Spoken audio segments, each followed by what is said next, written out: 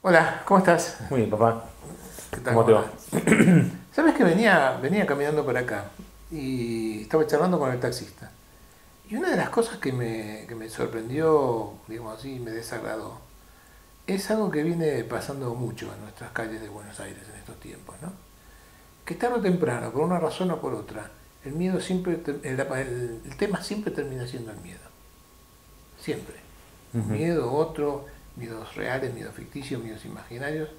Pero tarde o temprano, todo lo que se conversa, todo lo que se habla, termina rondando el tema del miedo, ¿no? Y yo no dudo que el tema es muy importante, ¿no? Pero ¿estaremos más miedosos que antes? ¿La sociedad se habrá vuelto más miedosa? ¿Tendremos más razones para tener miedo o simplemente tendremos menos capacidad para enfrentarlos? Yo no creo que nos hayamos vuelto más miedosos. Por ahí son distintos los, los fantasmas que nos persiguen. Pero me parece que el miedo siempre ha estado presente, siempre es algo con lo que las personas tenemos que lidiar y aprender a ir más allá de eso, porque si no nuestras vidas se empobrecen muchísimo. Yo no siento que sea no me parece una cuestión social. No, es verdad, pero en todo caso vos me decís eso y yo digo, no se me ocurre manera en la cual puedan cambiar mucho los miedos. Después de todo, cambiará la máscara que el miedo usa, ¿no? Pero el Mm. miedo en sí, me parece que el miedo en sí debe ser el mismo. Yo no creo en que los seres humanos hayamos cambiado tanto como para cambiar de miedos, ¿entendés? Me parece que cambiamos la máscara que el miedo usa, ¿no? Pero finalmente hemos nacido con miedo, digamos, porque somos muy, muy vulnerables, porque como sabemos la criatura humana es la criatura más vulnerable que existe, la criatura viva que menos capacidad tiene para valerse por sí misma, así que no, ¿cómo no tener miedo cuando uno nace, aunque no sea consciente de ello? ¿Cómo no tener miedo de que no haya quien se ocupe de sus necesidades? Quiero decir, Ujú. ¿cómo no tener miedo de que no haya quien lo alimente? ¿Cómo no tener miedo de que no haya quien lo cobije? ¿Cómo no tener miedo de que haya quien lo abrigue? ¿Cómo no tener miedo que no haya quien lo proteja? ¿Cómo no tener miedo de que desaparezca quien lo ame? Seguramente que esas necesidades primordiales, digamos, son las que están en la base de lo que se podría pensar como los miedos adultos, quiero decir, o quizás como decís, los miedos fundamentales sobre los cuales después se arma cualquier otro miedo. Claro, pues qué increíble, ¿no? Que sigamos conservando aquellos mismos miedos que teníamos cuando éramos verdaderamente indefensos, ¿no? Se supone que hemos evolucionado hacia aprender a defendernos. ¿Cómo es que seguimos teniendo de alguna forma miedos emparentados con aquellos? Es lo que uno se pregunta, ¿no? Bueno, me parece que está bueno pensarlo así porque eso creo que nos lleva a la clave de cuál podría ser una manera de no vivir preso de los miedos. A mí me da la impresión de que la mayoría de la gente, lo he visto mucho en la gente que me consulta en mi consultorio y hablando con la gente en general, de que uno trata de calmarse de los miedos convenciéndose de que aquello que teme no va a ocurrir. ¿No? Es la respuesta natural. Uno tiene miedo a algo y dice, no, no, no, bueno, pero no va a pasar eso. No va a pasar. Y me parece que eso funciona siempre y cuando uno pueda volverse suficientemente ciego, quiero decir, porque si empieza a ver las cosas como son en verdad, me parece que se empieza a dar cuenta que pueden suceder esas cosas. Tomando un ejemplo habitual, la gente tiene miedo a quedarse encerrada en el ascensor. Ujú. Entonces, para subir al ascensor se convence de, bueno, no, no se va a quedar, no se va a quedar.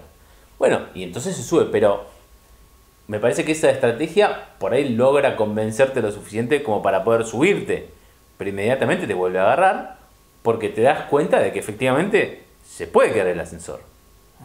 Eso es cierto, digamos, ¿no? Me parece que es una necedad pensar eso no puede suceder. Sí, la terapia cognitiva dice que en realidad lo que pasa es que hay que reemplazar el y si sucede por el cuando suceda. Bueno, perfecto, podríamos desarrollar eso diciendo de lo que se trata es de tener respuestas para la situación temida. No de convencerse de que la situación Está muy temida no va a suceder. Está muy bien. Y nos lleva a lo que decías.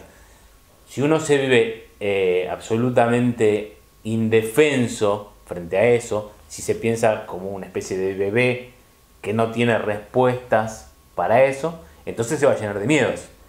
Y la única respuesta es, bueno, que eso no suceda, apelar al mundo, al universo, a quien sea, que no me mande esa desgracia, esa situación Seguro. temida. Bueno, Judith Bjorst dice algo maravilloso. Judith Bjorst dice, si yo supiera que puedo enfrentarme con cualquiera de las desgracias que fantaseo sin que me destruyan, no tendría miedo. Claro, estoy completamente de acuerdo, pero me parece que eso lleva a que el ejercicio que hay que hacer no es el de tratar de convencerse mentalmente de que no va a suceder, sino todo lo contrario, el de ponerse a sí mismo en la situación temida. Claro, es duro porque imaginarlo es vivir un poco de esa situación. Primero eso, y segundo que además están los símbolos, ¿no? Aquellas cosas que en realidad no son lo temido, pero simbolizan lo temido. Quiero decir, yo, como se ve, ya no tengo miedo de que no haya quien me dé de comer, evidentemente. Sin embargo, aquel miedo de que no esté aquel que me dé de comer se ha transformado en otras cosas. Se ha transformado posiblemente en el miedo al abandono, en el miedo en que no haya quien se quiera ocupar de mí. Bueno, pero me parece que si yo hago el trabajo de imaginarme en esas situaciones que temo, de algún modo voy también moldeando o ablandando ese miedo más profundo que está detrás. Me parece que uno puede tomar esas situaciones a las que le tiene miedo habitualmente, pensarse, como decís, no y si sucedía, sino cuando suceda eso, ¿qué voy a hacer? Fernando Savater, por ahí lo recordás, decía que frente a la incertidumbre de la vida había dos posiciones posibles, la del ratón y la del león. El ratón se pregunta, ¿qué me pasará? El león se pregunta, ¿qué haré? Ninguno de los dos sabe qué va a suceder, pero uno se vive completamente pasivo en eso. Me va a pasar, me va a venir. Y el otro se pregunta, ¿qué voy a hacer con eso? Bueno, quizás la respuesta a los miedos es imposible salirse de los miedos pensándose como ratón, pensando si me va a pasar o no me va a pasar. Una mejor pregunta es, ¿qué voy a hacer cuando me pase? Está muy bien, porque además ese es otro de los miedos básicos, digamos así, ¿no? En derivación de aquella indefensión que tenemos de bebés, lo que nos mantiene o lo que nos ha quedado o lo que simbólicamente hoy reactualiza esto es el miedo que le tenemos a la impotencia, a no poder responder, a no poder reaccionar, al quedarnos sin respuesta frente a un peligro o frente a una amenaza, ¿no? Con lo cual ya tenemos ahí enunciados recién nomás dos miedos básicos, ¿no? El miedo al abandono de todos y el miedo a la impotencia frente a situaciones que no puedo manejar. ¿Cuál es el otro? Es difícil pensarlo, supongo, me imagino que debe tener que ver con ser valorado por los demás, que me den algún lugar, que yo forme parte de la comunidad de las personas, que lo que yo tengo para aportar sea valioso y en consecuencia los demás me den algún lugar. Es decir, bueno, que quiero jugar en el equipo. Valoración y reconocimiento. Yo diría que sí. Es decir, que en última instancia seguimos temiendo prácticamente estas mismas cosas que temíamos cuando éramos bebés, pero transformadas en cosas de adulto, digamos, ¿no? ¿Y serán estos los miedos básicos finalmente que nos atormentan, combinados con otras cosas? El miedo a que no me valoren, no me reconozcan, el miedo a que yo me quede indefenso frente a una determinada situación y el miedo a que nadie me quiera, me abandone y me quede solo. Sí, creo que alguna vez uno podía pensar que hay algún otro muy fundamental como la muerte, por ejemplo. ¿No es la muerte un miedo que todos tenemos? Sí, pero si hablamos de la muerte, yo te digo, bueno, entonces puedo decirte, la muerte combina específicamente dos de estos miedos, la soledad y la impotencia. Y entonces puedo decir, seguro que le temo a la muerte porque combina dos miedos básicos, ¿cómo no temerle? Porque la imagino de esa manera, la imagino como un tiempo eterno de estar absolutamente solo y sin poder hacer nada. Claro. ¿Y a qué se le teme más que a la muerte? A la decrepitud. Claro.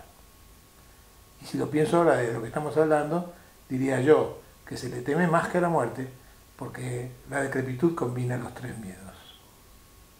El abandono, la impotencia y la desvalorización de todos. Estoy despreciado, alejado, solitario e impotente. ¿Cómo no tenerle miedo?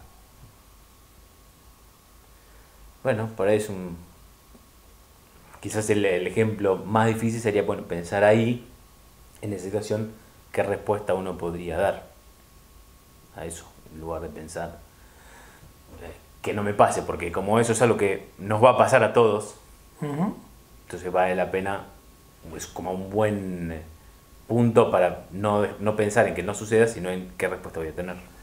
Bueno, yo supongo que la respuesta está en la relación con los demás, en lo aceptado que uno tenga los recursos para cuando llegue o me acerque a ese momento y a esa situación, y en la capacidad para generar recursos que puedan suplir esa historia, me parece.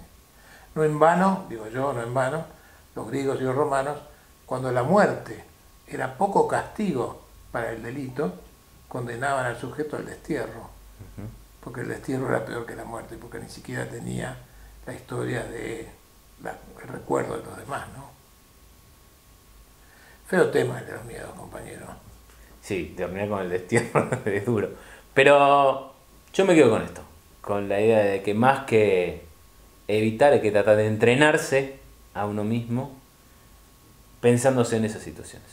Me parece que puede ser un buen recurso muy práctico. Está muy bien. Y yo quiero agregar entonces que la patología del miedo tiene que ver con entender que el miedo en sí no es el problema, pero que en todo caso sí hay un problema, que es el miedo a tener miedo.